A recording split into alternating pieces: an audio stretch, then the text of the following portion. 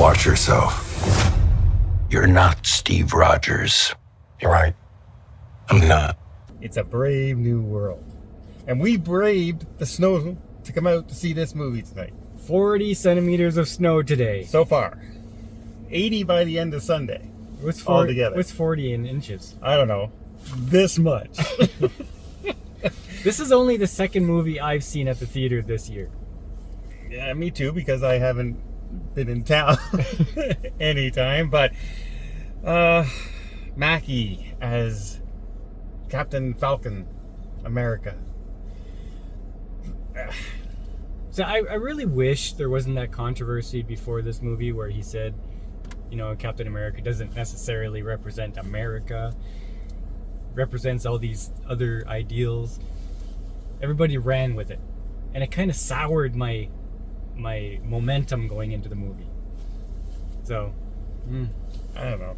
Well, I didn't care about any of that stuff. I didn't care about it. I didn't care that he said that. I really didn't. But it just brought me down. Well, like the rest of the world right now. But what do you think of the movie itself? You know what? It was a movie. Like, I understand it's Marvel, and people have gotten to a place where they expect everything Marvel to be epic. And this was not epic. No. But it was a movie. You know, back in the old days where you went to watch a movie and it was a movie? Well, this was a movie. This was a movie. It was not something that I'm going to watch again. I'm going to forget about it. But I didn't really, really dislike it. It's just, I watched it and I saw a story. That's it. Yeah. Like, I had flaws in this movie. Yeah. That were really annoying to me. Like, I did appreciate that they started to talk about, like, the Celestial Island that's been stuck there since the Eternals. Eternals. I always think Elementals. No. And these other storylines and everything, fine. But they also talk about him not taking the serum. Mm-hmm. So he's just a normal human being with a good suit and can have now martial arts skills, apparently. Okay. Yes. Right. But in some of the stuff in this movie, like the Red Hulk takes a pole of a light, like that on the side of a highway, and swings it at him full strength. He uses his jetpack in the back to stop it, and his hands just go boom. Guys, get out of the way. His hands would be behind his face, and the pole would be indented into it. Oh yeah, there were lots of things that made me think that for a guy who didn't take the serum, he's pretty strong. Yeah. Like he does get injured in this movie. Like from the regular fighters. Okay, it doesn't have any lasting effect. No, he gets stabbed in the chest and he's fine. But he continues fighting. All those things where he's able to, like, lift up his shield and then kick it and it bounces all over the world. Like, how is he that strong? Yeah, it's not in the shield that like remote control. Captain America could do it. His foot would be destroyed because he had the serum. He was a super soldier, super strong, right? This is a lot about the President of the United States. The President has a security advisor. Okay, she's about 3 foot tall. She's not even American. She used to be a Black Widow. A Black Widow. Okay, so she apparently has these skills. Okay. Yes. However, there are American Black Widows. Why would this President of the United States have someone who's not American, like a Russian? We're talking this kind of person. Be a security advisor who's 3 feet tall. And awkward acting. Oh, she was not good. Not good at all. Well, yeah.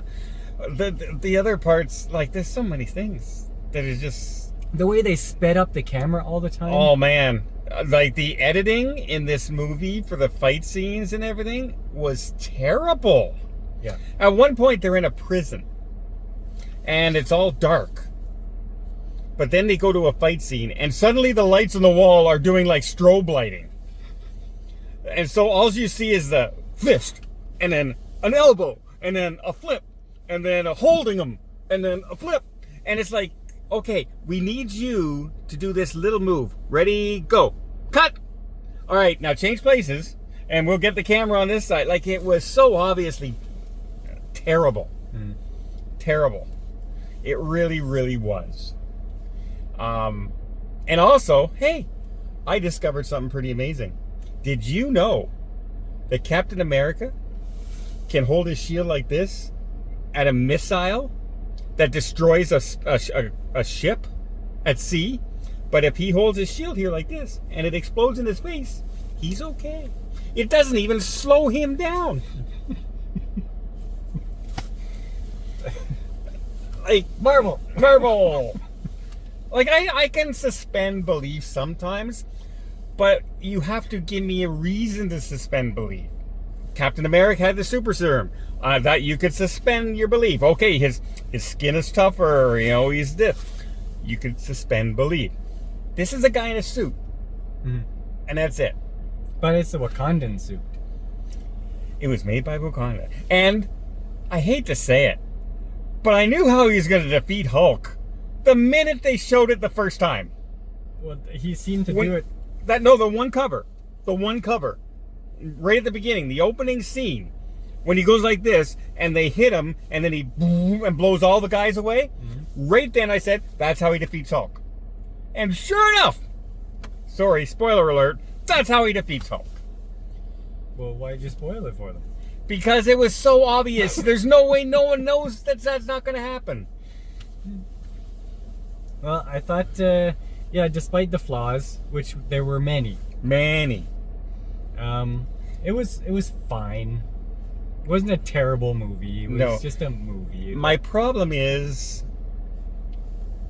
Chris Evans brought a certain gravitas to the character of Captain America. Like a presence on screen.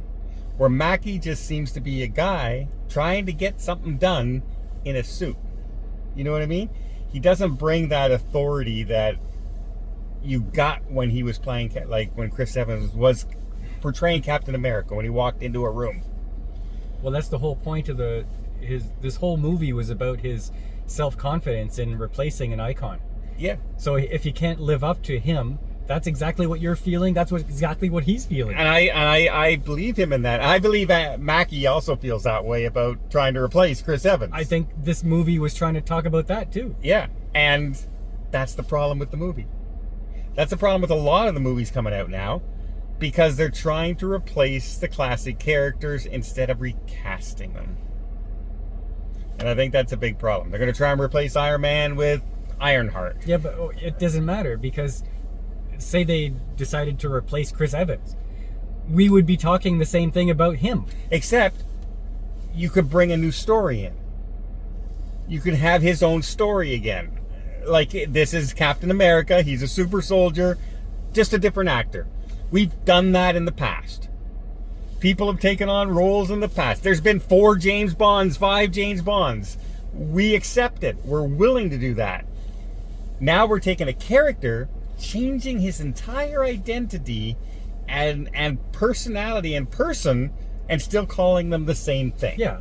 Well, they get by saying, well, it was in the comics. And fine, it was in the comics, but there were lots of different storylines in comics. You don't have to necessarily follow that storyline. No. And you don't necessarily have to follow the comics the way they did it. And guess what? In the comics, Captain America still had comics. Even after Mackie took over, they still made other runs with Captain America again. With the original Yeah. Captain America. Yeah.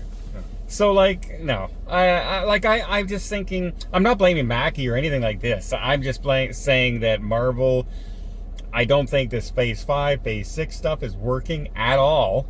Like, this is a movie. But it's not making me want to see more Marvel films.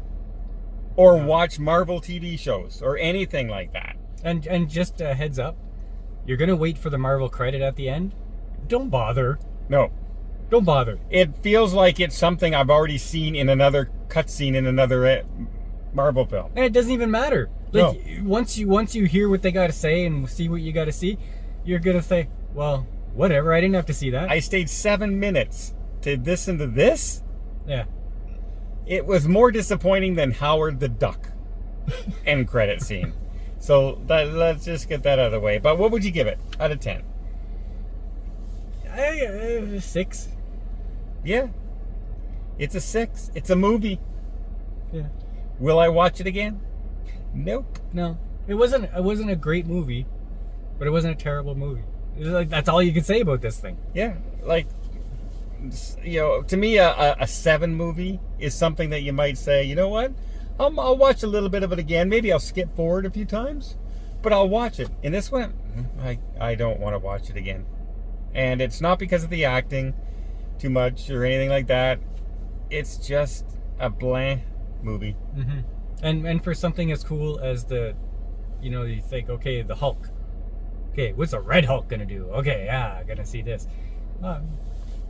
It could have been better. Yeah. And tell me if you got this vibe going through the movie. Martha. Did you get that vibe? Where the thing that stops. Okay, without spoiling. Without spoiling it. I guess, yeah. You know what I mean? Well, I wasn't thinking of it, but now that I say it, draw the parallel, yeah. There's a pretty big parallel to Martha in this movie.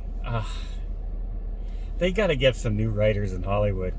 They got to do something. Because what they got right now is just inadequate. And we looked up the next Marvel stuff coming out, and it's not promising. It's not looking any... Thunderbolts looks like the best thing. Which is sad. Very, very sad. Meow.